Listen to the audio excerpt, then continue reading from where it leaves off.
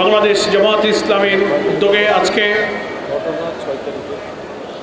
এই বিক্ষোভ মিছিল পূর্ব সমাবেশ আপনারা সব জেনেছেন এবং সবাই সচেতনভাবে লক্ষ্য করছেন।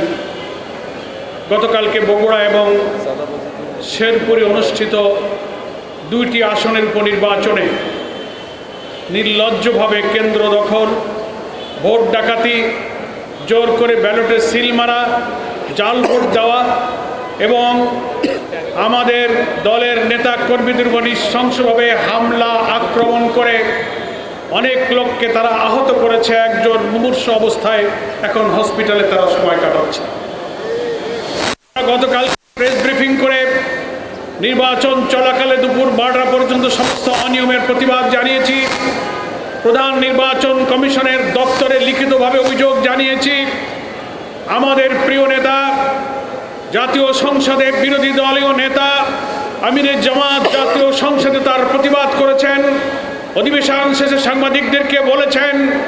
কিন্তু দুঃখজনক হলেও সেই সব ভোট ডাকাত, কেন্দ্র দখলকারী, হামলাকারীদেরকে মৃত্যুর দিকে ঠেলে দেওয়া হচ্ছে। তাদের কোনো একজনকে এখনো গ্রেফতার করা হয়নি। জাতীয় সংসদে দাঁড়িয়ে সরকারি দলের সদস্যরা বলছেন ভোট নিরপেক্ষ নির্বাচন হচ্ছে। আবার প্রধান নির্বাচন কমিশন তার কার্যালয় থেকে দুঃখের সাথে আমরা লক্ষ্য করলাম নির্বাচন চলাকালে এত কিছু বলার পরেও তিনি ব্রিফ করে বলছেন সেখানে নির্বাচন শান্তিপূর্ণভাবে হচ্ছে। অথচ সোশ্যাল মিডিয়াতে, গণমাধ্যমে দেখা যাচ্ছে ভোটার নয়, অনেক লোক ভোট কেন্দ্রে ঢুকে পড়ছে। সাংবাদিকরা জিজ্ঞাসা করছেন তুমি ভোটার না, তুমি আসছো কেন? সে পালিয়ে যাচ্ছে। ভোট কেন্দ্রের মধ্যে বস্তা ভরা বিরিয়ানির প্যাকেট, প্রার্থী ঢুকে দেখছে, ব্যালটে সিল মারা, জিজ্ঞাসা করছে প্রিজাইডিং অফিসার কোনো অভিযোগ দিতে পারছে না। বহু ছবি সোশ্যাল মিডিয়াতে ছড়িয়ে পড়ার পরও কি করে সাংবিধানিক পদে অধিষ্ঠিত প্রধান নির্বাচন কমিশনার বলেন যে সেই নির্বাচন নিরপেক্ষ হয়েছে? আমরা এর তীব্র নিন্দা জানাই। আমাদের আজকের মহানগরী নেতৃবৃন্দ বলেছেন প্রমাণ হলো এত রক্ত, এত আন্দোলন, এত জীবনের বিনিময়ে বিদ্যমান রাষ্ট্র আইন সংস্কার করে নতুন বাংলাদেশের জন্য যে লড়াই আমরা করছিলাম, সেই লড়াইয়ের অংশ হিসাবে একটা নির্বাচনে যারা নির্বাচিত হয়ে ক্ষমতায় আসলেন তাদের অধীনে প্রথম এই উপনির্বাচনে আবার সেই আওয়ামী দুঃশাসনের মতো, এমনকি বিএনপির আমলে 94-তে যে মাগুরার ইলেকশনের দৃশ্য হয়েছিল সেই দৃশ্যের মতো গতকালকে নির্বাচনে আবার প্রমাণ হয়েছে কোন দলীয় সরকারের অধীনে নির্বাচন নিরপেক্ষ হবে না। আমরা প্রধান নির্বাচন কমিশনারকে বলবো আপনি এই দুইটি আসনের নির্বাচনকে বাতিল ঘোষণা করুন। যে পরিমাণ অনিয়ম, গুরুতর অভিযোগ সোশ্যাল মিডিয়ায় ছড়িয়ে পড়া ছবি প্রমাণ করে সেই নির্বাচন একতরফাভাবে বিএনপির প্রার্থীরা দখল করে তারা কেটে কুটে ভর্তি করে নিয়েছে। এই নির্বাচন আমরা মানি না। নির্বাচন বাতিল করতে হবে। এই দুইটি আসনে পুনর্নির্বাচন দাবি করছে। যারা হামলা করেছে, ভোট কেটেছে, আমাদের লোকদেরকে মেরে মেরে কুপিয়ে ক্ষতবিক্ষত করেছে, তাদেরকে আমরা গ্রেফতার দাবি করছি। সংগ্রামী দেশবাসী ভাইয়েরা, আরেকটি কথা বলে আমরা শেষ করতে চাই। আমাদের আজকের সভার সভাপতি, কেন্দ্রীয় নির্বাহী পরিষদের সদস্য, মহানগরী উত্তরের আমির জননেতা সেলিম উদ্দিনের বক্তব্যের পরেই আমরা মিছিলে যাব। আমাদের আজকের মিটিংয়ের কথা হলো একটা, বাংলাদেশে ক্রমশ জনগণের ইচ্ছা এবং রায়ের বিরুদ্ধে আকাঙ্ক্ষাকে ধূলিসাৎ করার জন্য একের পর এক বিএনপি সরকার যে পথে আগাচ্ছেন, এই পথ হচ্ছে আপনাদের জন্য সর্বনাশা, অপরিণামদর্শী পথে আপনারা হাঁটতেছেন। আপনাদের এখনো সময় আছে, আপনারা ফিরে আসুন।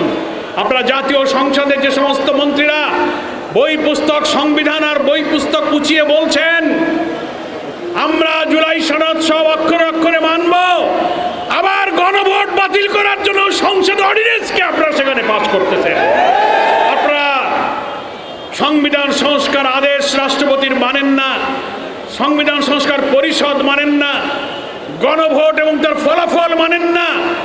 তাহলে তো মাননীয় প্রধানমন্ত্রী, স্বরাষ্ট্রমন্ত্রী, আইনমন্ত্রী যারা পার্লামেন্টে ব্যাপারে কথা বলছেন, একটা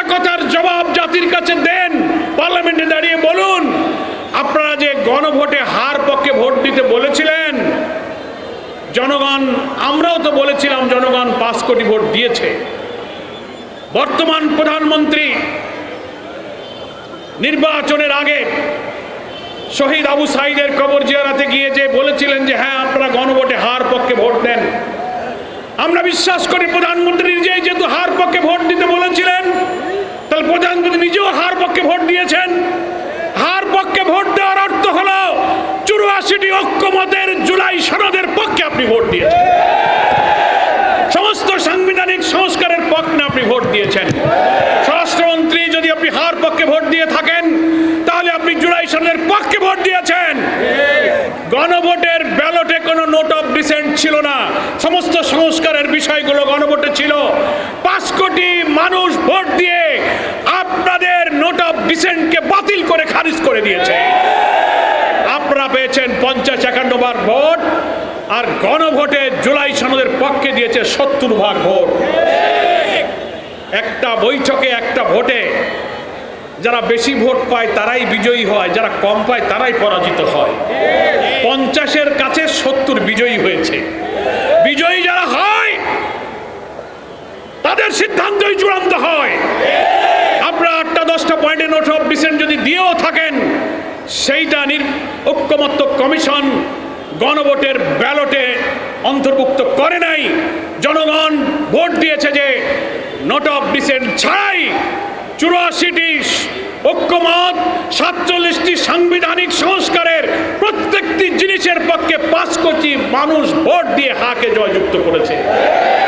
ফলে প্রধানমন্ত্রী এই হার পক্ষে ভোট দিয়েছেন, আইনমন্ত্রী দিয়েছেন, স্বরাষ্ট্রমন্ত্রী দিয়েছেন, তার অর্থ হলো আপনারা এই সংস্কারকে মেনে নিয়েছেন। তাহলে আপনার দেওয়া ভোটের বিরুদ্ধে আপনি কি এখন ভূমিকা নিলেন? আপনি বললেন আমি মানি, এখন আবার বলেন ওই অর্ডিন্যান্স বাতিল। ওই গণভোট বাতিলের জন্য আপনি আবার সেখানে বিশেষ কমিটিতে পাঠিয়ে সেটা বাতিল করতেছেন সে অধ্যাদেশ। আপনারা ঐক্যমত্য কমিশনে 9 মাস ধরে এই জুলাই সনদ তৈরি করা, আইনি ভিত্তি দেওয়ার জন্য একটি গণভোটের প্রয়োজন, রাষ্ট্রপতির আদেশের প্রয়োজন, সংবিধান সংস্কারের প্রয়োজন, এই সব আলোচনায় কিন্তু আপনারা ছিলেন। তখন তো একটা আপত্তি করেননি, না বলেননি। রাষ্ট্রপতির সংবিধান সংস্কারের আদেশটা জারি হয়েছে 25 সালের নভেম্বর মাসের 13 তারিখে। নভেম্বর গেল, ডিসেম্বর গেল, জানুয়ারি গেল, ফেব্রুয়ারির 12 তারিখে ভোট হলো। এই 3-4 মাসে তো আপনারা বলেননি যে রাষ্ট্রপতির আইন অবৈধ, আমরা মানি না। আপনি তো বলেননি গণ সংস্কার পরিষদ মানি না। আপনি তো বলেননি জুলাই সনদের এই সব আমরা মানি না। 4 মাস চুপ করেছিলেন কেন? ভোট হয়ে গেল, ইঞ্জিনিয়ারিং হলো, সরকার গঠন করে চেয়ারে বসে এখন ফ্যাসিবাদী কর্তৃত্বশীলদের মতো ক্ষমতাকে কাজে লাগিয়ে জনগণের আকাঙ্ক্ষাকে আপনি বাতিল করতে চাচ্ছেন। তাহলে আমরা কি বলতে পারি না, জনগণ বলতে পারে না যে প্রধানমন্ত্রী, যে আইনমন্ত্রী, যে স্বরাষ্ট্রমন্ত্রী হাতে ভোট দিয়ে সংস্কারের পক্ষে দিল, এখন আবার সেই গণভোট বাতিলের জন্য আপনি আইন জারি করতেছেন? তাহলে আপনি কি দ্বিচারিতা করছেন না? এটার কি জবাব দেবেন? আমরা বিশ্বাস করি আপনি যদি হাতে ভোট দিয়ে থাকেন তার অর্থ দাঁড়ালো আপনার নিজের পক্ষে আপনি নিজে অবস্থান গ্রহণ করেছেন। তা যদি না হয় তাহলে আপনাকে বলতে হবে যে না, আমি গণভোটে হাতে ভোট দেইনি, নাতেই ভোট দিয়েছি। পার্লামেন্টে দাঁড়িয়ে সাহস থাকলে বলুন, এই সংস্কার না মানার অর্থ হলো গণভোটে নাতে ভোট দেওয়া। আপনি সেই নাতে ভোট দিয়েছেন, জাতির কাছে সেইটা বলুন, তাহলে বুঝবো যে না আপনি ইমানদারির কাজ করেছেন, কোনো প্রতারণা করেননি। আর যদি হাতে ভোট দিয়ে এখন আবার গণভোট বাতিল করতে চান তাহলে বুঝতে হবে এটার নামই হচ্ছে প্রতারণা, এটার নামই হচ্ছে দ্বিচারিতা। ফলে রাজনীতির এই সংকট সংসদে যেটা সমাধান হওয়ার কথা ছিল, এখনো সময় আছে, পার্লামেন্ট চলমান। গুরুত্বের কারণে আজকে শুক্রবারের দিনও পার্লামেন্ট চলছে। আমরা অনুরোধ জানাবো সংবিধান সংস্কার পরিষদের সদস্য হিসেবে আপনারা এই চলমান সংসদে শপথ গ্রহণ করুন। প্রধানমন্ত্রী রাষ্ট্রপতিকে অনুরোধ করুন তিনি সংবিধান সংস্কার পরিষদ অধিবেশন আহ্বান করুক, সেখানে গণভোটের রায় অনুযায়ী পুরা জুলাই সনদের সংস্কার প্রস্তাব উত্থাপিত হোক, আইন হিসেবে অনুমোদিত হোক, আমাদের সংবিধানের তফসিলে আইন হিসেবে অন্তর্ভুক্ত হোক। তাহলে এই সংকটের নিরসন হবে, সংবিধান সংস্কার পরিষদের দায়িত্ব শেষ হবে, বাকি এমপিরা পার্লামেন্টের মেম্বার হিসেবে বাকি দায়িত্ব 5 বছর পালন করবেন। সেই সুযোগ এখনো আছে। সংসদের পার্লামেন্টের রাজনীতির সব সংকট, সব বিতর্ক আমরা চাই জাতীয় সংসদে আলোচনা করে সমাধান হোক। আমরা এই সংকটকে রাজপথে নিতে চাইনি, কিন্তু আপনি যখন আইন করে গণভোট বাতিল করেন, গুমেন আইন বাতিল করেন, মানবাধিকার বাতিল করেন, রাষ্ট্রপতির আদেশ মানেন না, আমাদের আর কোনো উপায় নেই।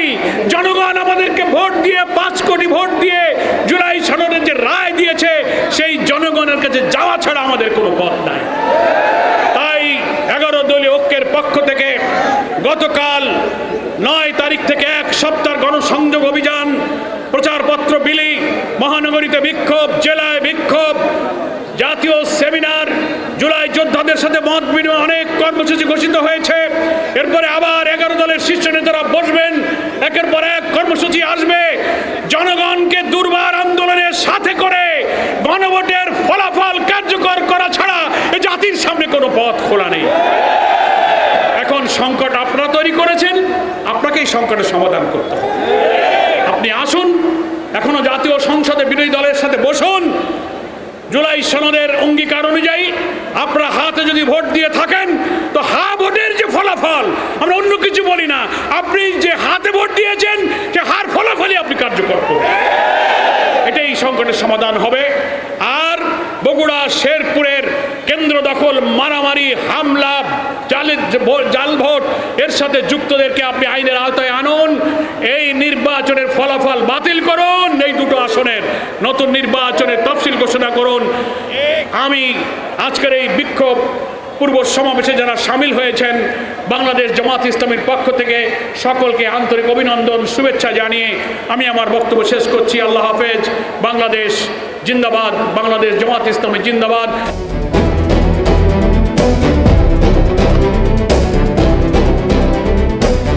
দিনাজপুর টিভি, মানুষের জীবনের কথা বলে।